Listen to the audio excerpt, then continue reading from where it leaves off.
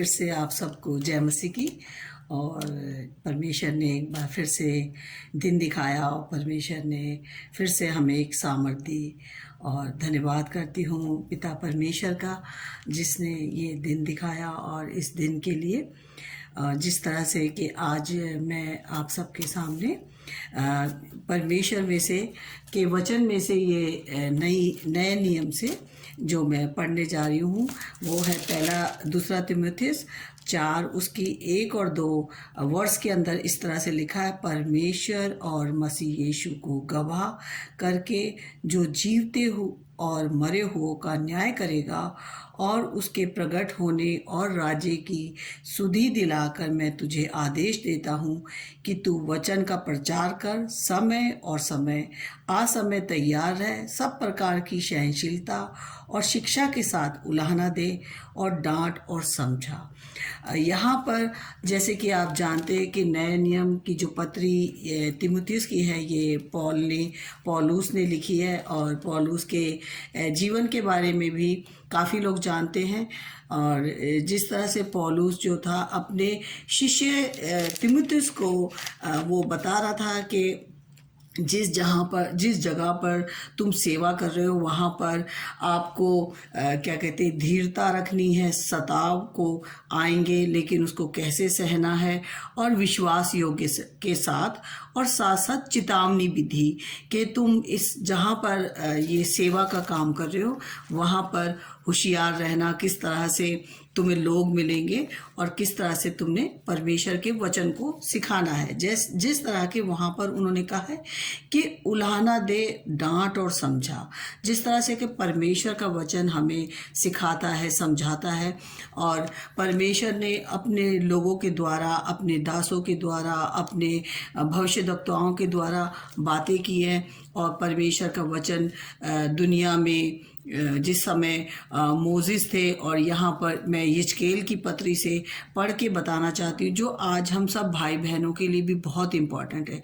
जैसे उन लोगों के लिए इम्पॉर्टेंट थी ओल्ड टेस्टमेंट से, मैं पुराने नियम से पढ़ रही हूँ। और वहाँ पर वो जो यिजकेल है वो इस्राएली जाति को चेतावनी दे रहा था। और ये चेतावनी उनके ही लिए नहीं बल्कि दुनिया के लिए है।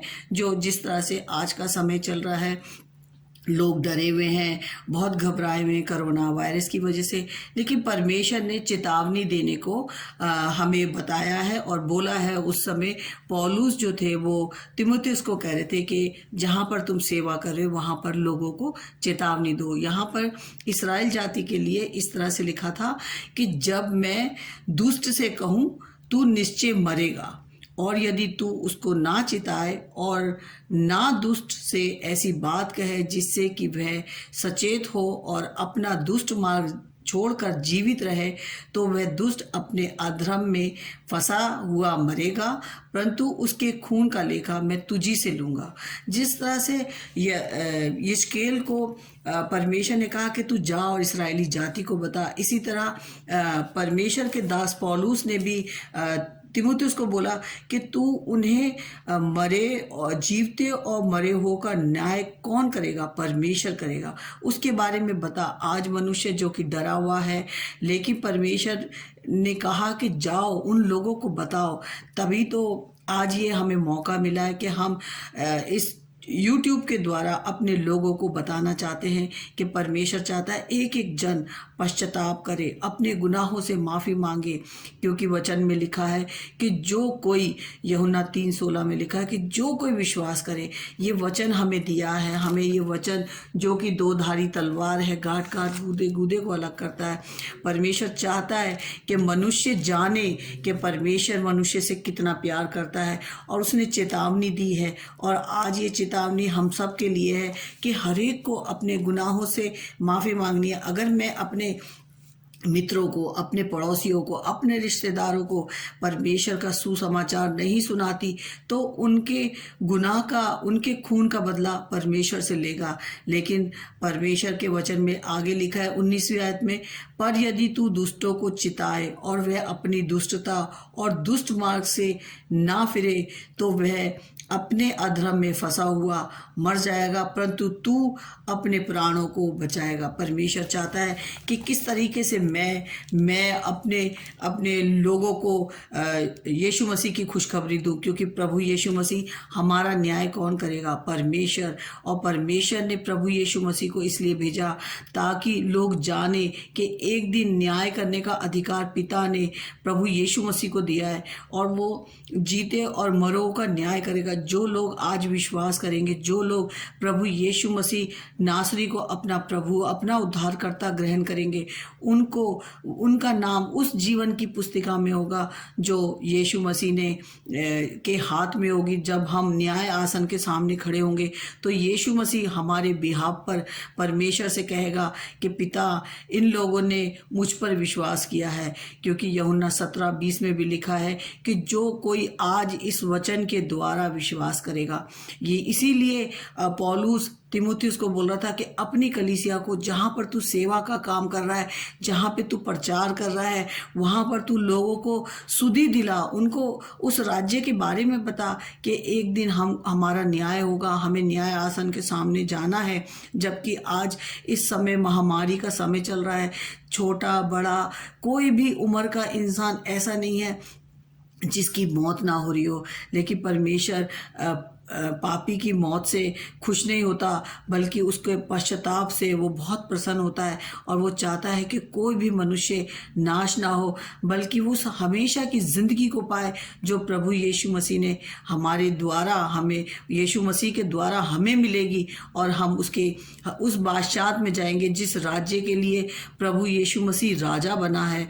वो अपनी प्रजा को लेने के लिए आएगा और वो दिन ऐसा दिन होगा जिसमें हर आंख देखेगी, हर घुटना टिकेगा, हर एक जुबान अंगीकार करेगी कि यीशु ही प्रभु है। और परमेश्वर चाहता है कि आज मनुष्य मन फिरा ले, मनुष्य इस बात को जान ले कि परमेश्वर का वचन, जो कि ये वचन प्रभु यीशु मसीह ही वचन है और प्रभु यीशु मसीह के नाम से ही प्रचार किया जा रहा है कि किसी और के द्वारा उद्धार नहीं। मनुष्य आज उद्धार पाने के लिए क्या नहीं कर रहा, मनुष्य आज उद्धार पाने के लिए शिक्षाओं को ले रहा है, योगा कर रहा है, पता नहीं कौन कौन सी शिक्षाओं को ले रहा है, लेकिन परमेश्वर का वचन जो कि जीवित और देहधारी हुआ पृथ्वी पर आया, वचन जो कि बीज प्रभु यीशु मसीह इस पृथ्वी पर आए ताकि जो कोई विश्वास करे वो नाश ना हो बल्कि हमेशा की जिंदगी पाए।